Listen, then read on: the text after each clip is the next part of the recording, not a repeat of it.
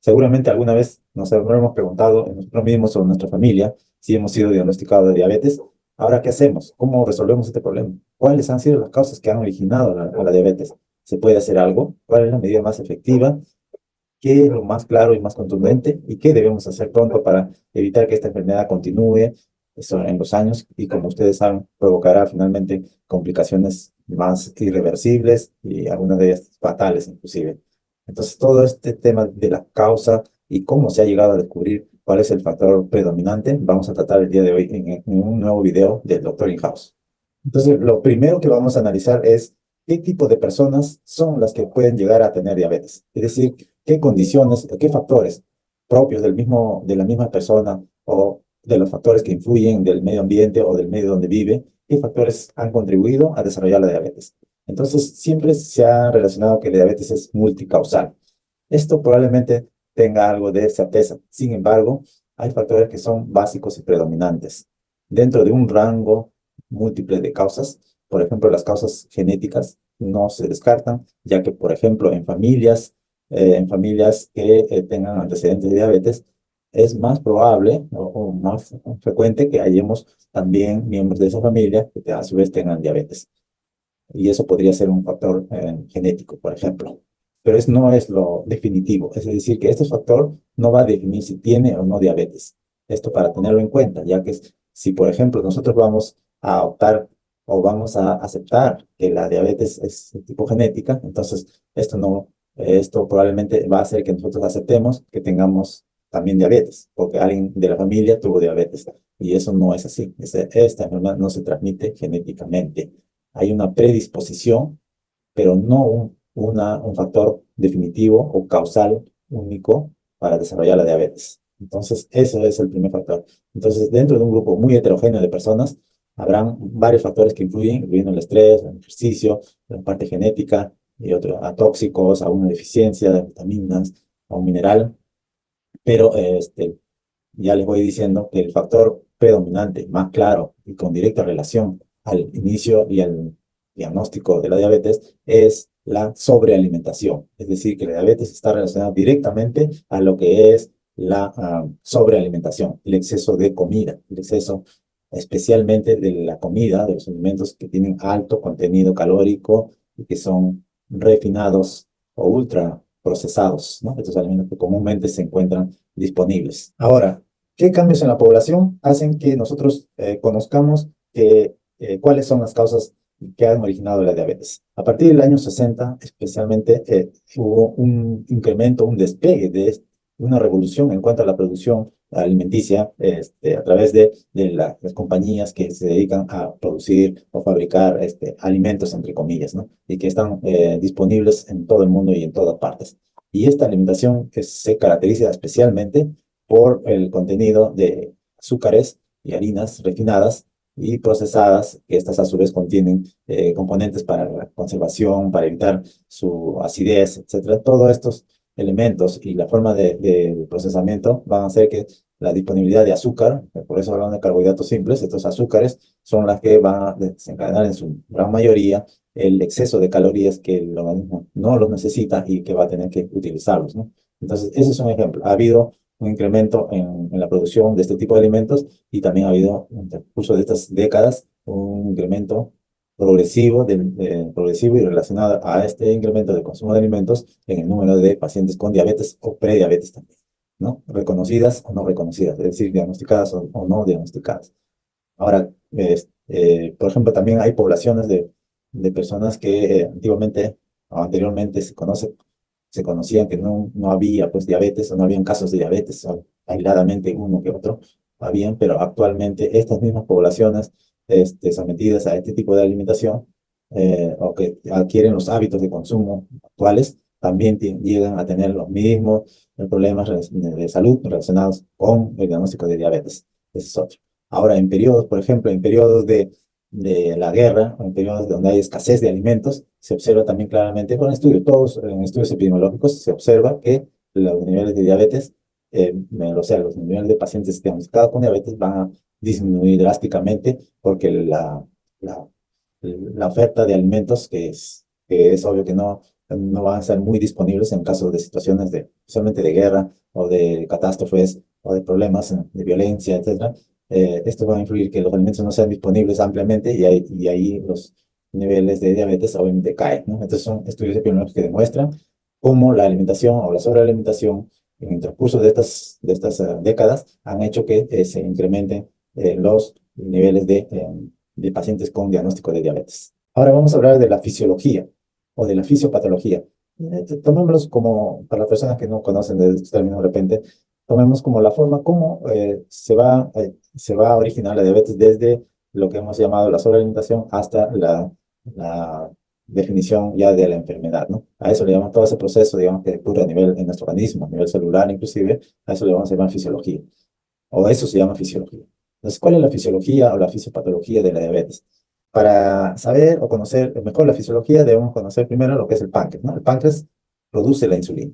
Luego tenemos el hígado mismo. El hígado mismo es como un órgano de reservorio donde se va a depositar la glucosa en forma de glucógeno. Y este glucógeno, posteriormente, durante el día, en las etapas de ayuno, en las horas de ayuno, se van a utilizar como energía, ¿no? Para el organismo.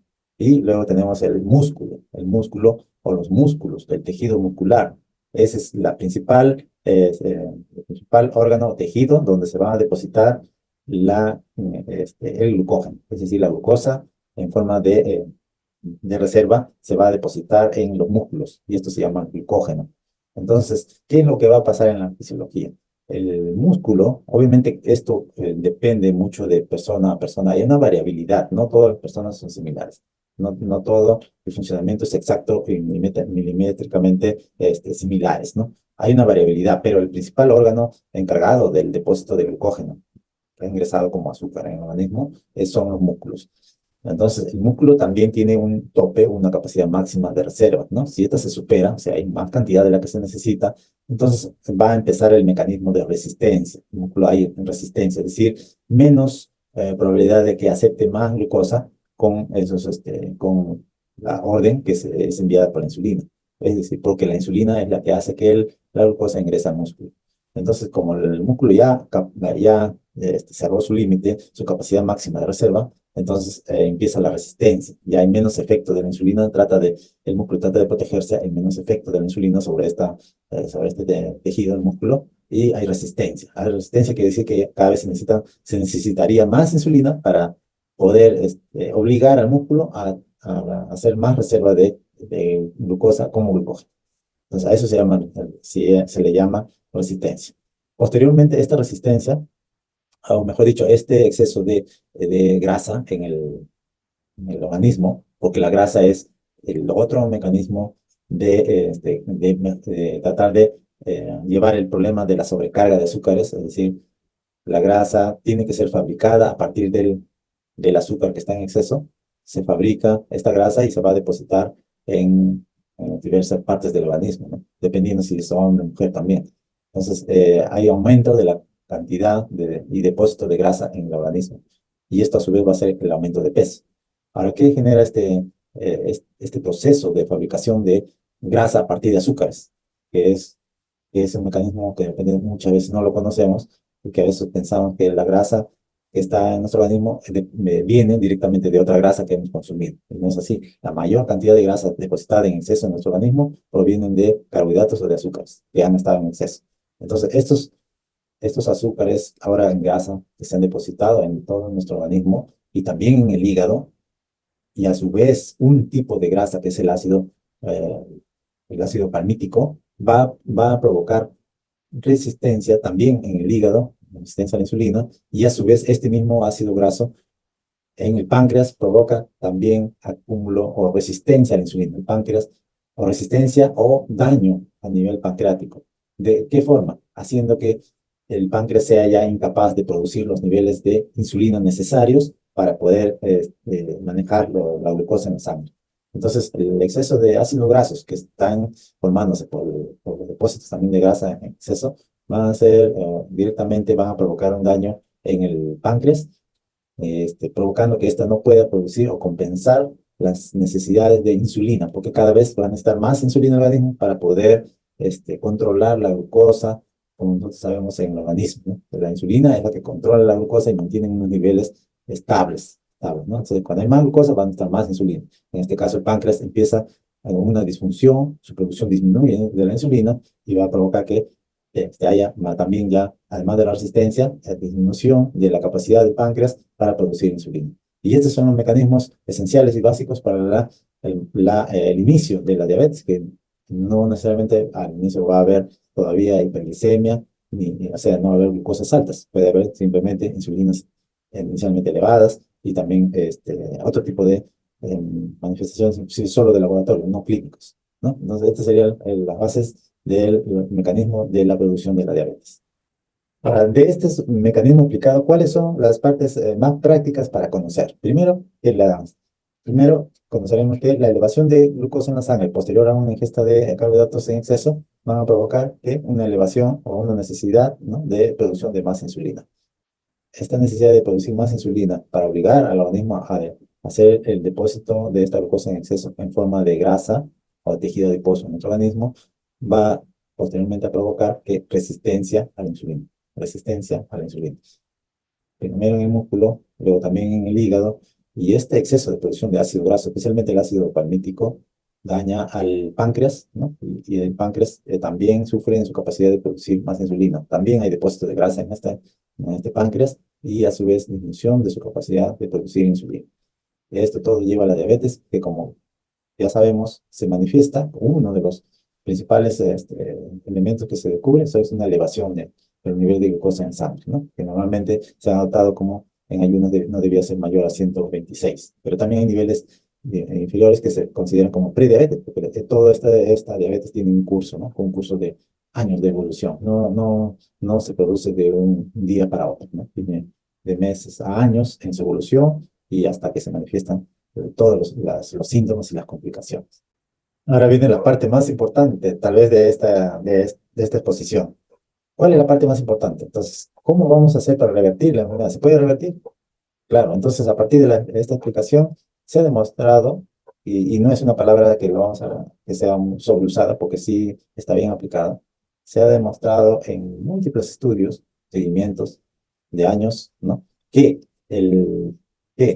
una reducción, especialmente una reducción del peso, o sea, de la cantidad de grasa en nuestro organismo, expresada a través del peso, una reducción mínima del 5% inclusive del total de peso en un tiempo hasta de un mes o 2 meses, a partir de 5 kilos, se observa, o de 5% de peso, se observará un decremento de los niveles de glucosa en sangre. Es decir, porque la sensibilidad a la insulina se puede recuperar, no en el total de personas. Esto definitivamente tiene que ver también con el tiempo de la enfermedad, ¿no? Pero en su mayoría hay una recuperación, una disminución de peso lleva a una mejoría en la sensibilidad a la insulina y en el funcionamiento del páncreas, porque el páncreas haber estado afectado por depósitos también de grasa en el mismo páncreas y por la resistencia misma a la insulina o los efectos tóxicos del ácido palmítico, es, todo esto va a ser revertido con solo bajar de peso a partir de 5% del total peso. Y esto puede ser, y esto puede ser a partir de los 5 kilos, 6 kilos, 7 kilos, y este solo cambio va a provocar mejor sensibilidad, progresiva disminución de los niveles de glucosa y a mejora de la sensibilidad a la insulina. Y si esta es en forma se mantiene, digamos, en el tiempo de meses, algún años, este cambio, esta mejoría se va a mantener. Ese es el efecto más práctico, mejor, más útil de esta exposición. Ahora vamos a continuar con la explicación acerca de por qué, por ejemplo, en algunas personas, a pesar de que tienen un peso todavía en niveles no de obesidad, puedan también tener diabetes, ¿no? O sea, de 1 de cada 7 personas con diabetes aproximadamente tienen un peso que se podría considerar todavía como no en obesidad o casi normal, ¿no? Ahora, ¿a qué se debe esto? Porque hay otros factores definitivamente que van a predisponer que esta persona también, o sea, la que tiene el peso aparentemente adecuado, pueda tener diabetes. También hay la misma explicación de la resistencia a la insulina, pero por algunos factores ya de genéticos, inclusive factores que tengan que ver con de cómo, cómo ha sido la alimentación o qué ha estado expuesto esta persona durante su niñez o en el embarazo, podrían también subsecuentemente en un futuro tener mayor o tener un umbral menor para desarrollar la enfermedad. Es decir, a factores mínimos, es decir, no necesariamente tan altos como las personas con sobrepeso o obesidad, ya pueden tener diabetes aún teniendo un peso menor. Pero en ambos casos, estas personas con obesidad, que ya dijimos que mejoran disminuyendo el peso, aún estas personas, estas nuevas personas que no tienen sobrepeso, no son obesos, aún estas personas que disminuyen el peso que tienen, disminuyendo el peso y mejorando la alimentación, cambiando el estilo de la alimentación o el tipo, la clase de alimentos, van a mejorar van a mejorar o revertir. Ese término se ha aceptado como que sí se puede conseguir en la diabetes, aceptado por las academias de medicina o de endocrinología, ¿no? Entonces hay un efecto, ¿no? Observable y beneficioso de cambio del estilo de la alimentación, de la clase de alimentación o el tipo de alimento, del grado de efecto que va a haber si es que hay una disminución de peso para obesos o no obesos. Y con mejora de la alimentación, la diabetes o los niveles de glucosa van a mejorar. Entonces, también para concluir, vamos a definir algunos puntos que son más importantes. Primero, que la diabetes es una enfermedad diabetes de tipo 2, ¿no? Es una enfermedad por sobreconsumo de alimentos. Y de estos alimentos, el sobreconsumo o el exceso de comida ultraprocesada con exceso de azúcares y de carbohidratos simples. Uno. Dos, la disminución, en este caso vamos a hablar de un 10 a 15% de peso por cualquier forma de esta persona con diabetes, va a hacer que revierta la enfermedad o mejore notablemente esta, haciendo que consideremos importante el manejo de la persona con diabetes, aún antes de estas, definitivamente, aún antes se debía tratar o evitar, ¿no? O prevenir esta enfermedad, pero a una persona que está con diabetes, la baja de peso por cualquier método, obviamente que tenga que ver con el consumo de alimentos, la mejora de esta, la disminución de la cantidad, la mejora de la calidad de esta alimentación, va a llevar a revertir la enfermedad. Y tres, finalmente podemos decir que a su vez no podemos obviar otros factores que contribuyen también, que deben mejorarse para evitar no solo tener diabetes, sino otro tipo de enfermedades. Y en este caso siempre considerar el estrés, pero vamos a tratar el ejercicio, deficiencias específicas de ciertos componentes o nutrientes de los alimentos, exposición a tóxicos, que son múltiples en la actualidad, ¿no? Que son, sí, sin nosotros darnos mayor cuenta de qué factores son, también, debemos tener también en cuenta que todos estos factores, otros factores, que no son tan importantes o no están al mismo nivel que sobre el consumo alimenticio, estos otros factores también los debemos tener en cuenta para un manejo mejor, más útil, no solo de prevención y tratamiento de diabetes, sino también en otros para prevención y tratamiento de otras enfermedades. Muy bien, entonces hemos desarrollado un tema muy importante y seguramente en una próxima oportunidad estaremos tratando más temas de este mismo tópico para mejorar y darle las aplicaciones más prácticas a las personas para que puedan lograr su bienestar y mejor salud. Y eso es todo, nos vemos. Gracias.